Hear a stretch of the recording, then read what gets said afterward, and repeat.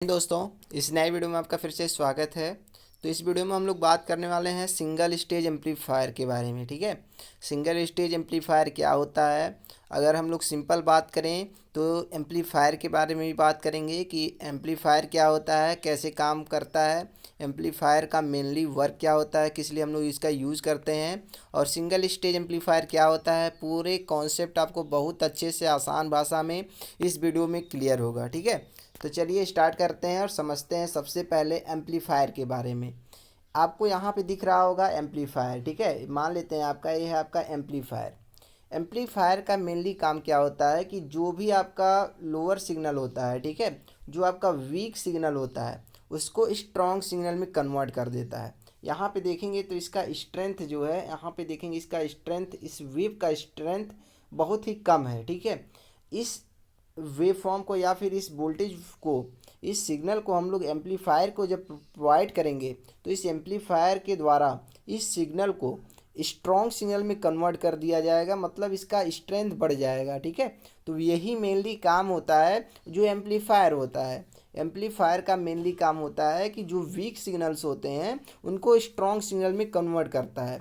और बहुत सारे लोग ये भी बोलते हैं कि एम्पलीफायर जो होता है वीक सिग्नल के पावर लेवल को इंक्रीज करता है। ठीक है, जो आपका इनपुट में सिग्नल दिया जा रहा है उसके पावर लेवल को बढ़ा देगा और हम लोग को आउटपुट देगा। ठीक है, इस तरह से कहा जा सकता है कि जो एम्पलीफायर है उसको कई सारे तरीके से डिफाइन कर सकते हैं हम लोग। ठीक है, लेकिन इसका जो मेन कॉन्सेप्ट है, इसका जो मेन डिफिनेशन है यही है कि वीक सिग्नल को, ठीक है, वीक सिग्नल को स्ट्रॉन्ग सिग्नल में कन्वर्ट करने का काम किसका होता है, एम्पलीफायर का होता है।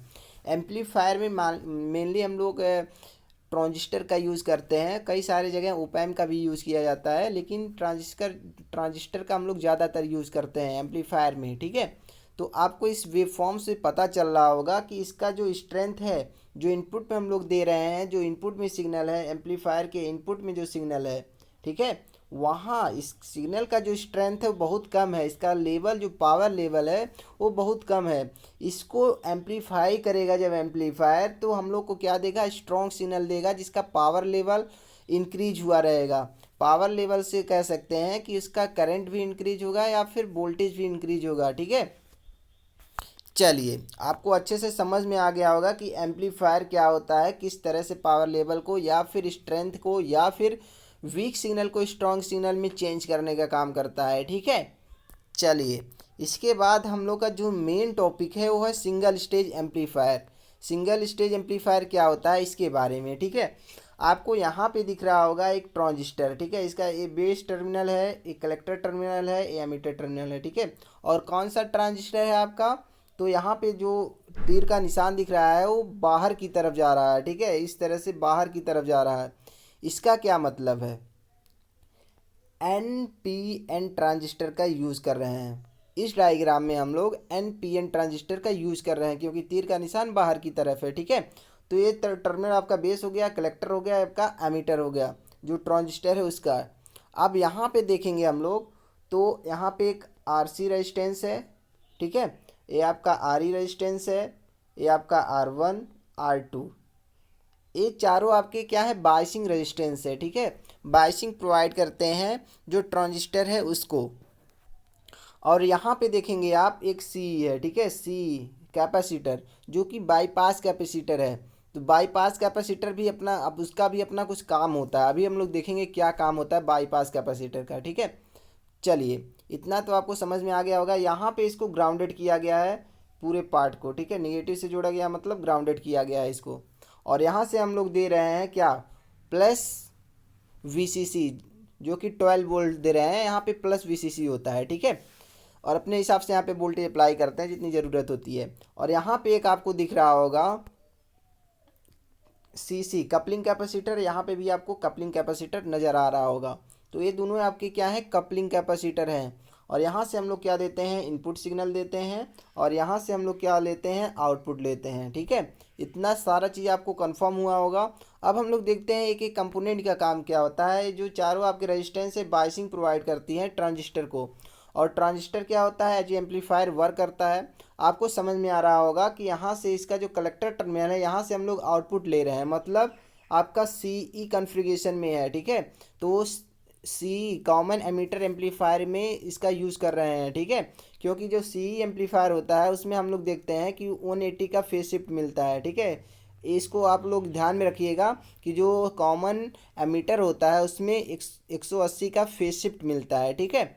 चलिए अब हम लोग देखते हैं जो आपका CE है, बाईपास कैपेसिटर है, उसका काम क्या होता है। तो जो बाईपास कैपेसिटर है वो क्या करता है, AC को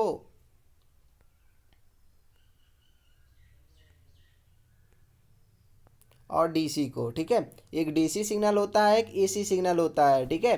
तो यहाँ से क्या करेगा कि जो AC सिग्नल है उसको क्या कर देगा, यहाँ से ब्लॉक करेगा AC सिग्नल को, DC को क्या करेगा, पास कर देगा। DC सिग्नल को ब्लॉक करेगा, सॉरी, ठीक है। सी जो है बाईपास जो कैपेसिटर है, ठीक है, वो क्या करेगा, यहाँ पे एक सी लगा हुआ है, एक यहाँ पर का कपलिंग है, एक आपका यहाँ पे भी कपलिंग है। इसको सी इन बोलते हैं, इसको सी आउट बोलते हैं, ठीक है। तो यहाँ पे जो सी है वो बाईपास कैपेसिटर है। बाईपास करने के लिए किस सिग्नल को बाईपास करेगा, इसके बारे में आपको जानना ज़रूरी है, ठीक है। क्योंकि जो आपका एक्स सी होता है वो क्या होता है, 1/2 पाई एफ सी होता है, ठीक है। तो यहाँ से आपको देखने को मिलेगा कि किस तरह से आपको जो सी होता है AC को पास करता है या फिर DC को पास करता है। तो यहाँ पे आपको देखने को मिलेगा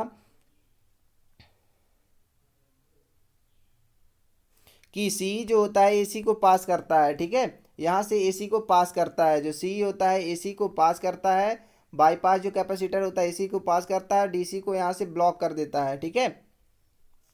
AC को पास करता है, DC को क्या कर देता है, ब्लॉक कर देता है। तो इस चीज़ को आप लोग याद रखिएगा। जो आपका बाईपास कैपेसिटर है AC को पास करता है और DC को ब्लॉक करता है। और यहाँ पे जो हम लोग लगाए हैं कपलिंग कैपेसिटर, ठीक है, दोनों जो कपलिंग कैपेसिटर है वो कपल करने के लिए, मान लेते हैं अगर कुछ ज़रूरत पड़ गया इसके बाद भी एक स्टेज लगाने के लिए, ठीक है। तो सिंगल स्टेज है, सिंगल स्टेज में क्या होता है, सिंगल हम लोग ट्रांजिस्टर का यूज़ करते हैं तो इसको सिंगल स्टेज बोलते हैं। अगर हम लोग को ज़रूरत है 2 स्टेज की, 3 स्टेज की, 4 स्टेज की, तो यहीं से कपलिंग कैपेसिटर के थ्रू जहाँ से हम लोग आउटपुट ले रहे हैं यहीं से अगला स्टेज हम लोग कनेक्ट कर देंगे, ठीक है। तो वो तो मल्टी स्टेज में आ जाएगा, उसको अगले वीडियो में हम लोग देखेंगे, अभी तो सिर्फ सिंगल स्टेज की बात हो रही है। तो यहाँ से हम लोग जैसे ही इनपुट देते हैं जो पूरा सर्किट है सिग्नल को एम्पलीफाई करता है और हम लोग को जो स्ट्रॉन्ग सिग्नल है उसको प्रोवाइड कर देता है, ठीक है, इस तरह से। और यहाँ से जो हम लोग सिग्नल देते हैं बहुत ही वीक सिग्नल देते हैं, ठीक है। तो एक चीज़ आपको कंफर्म हो गई होगी किस तरह से आपका जो सिंगल स्टेज एम्पलीफायर होता है वर्क करता है, काम करता है, ठीक है।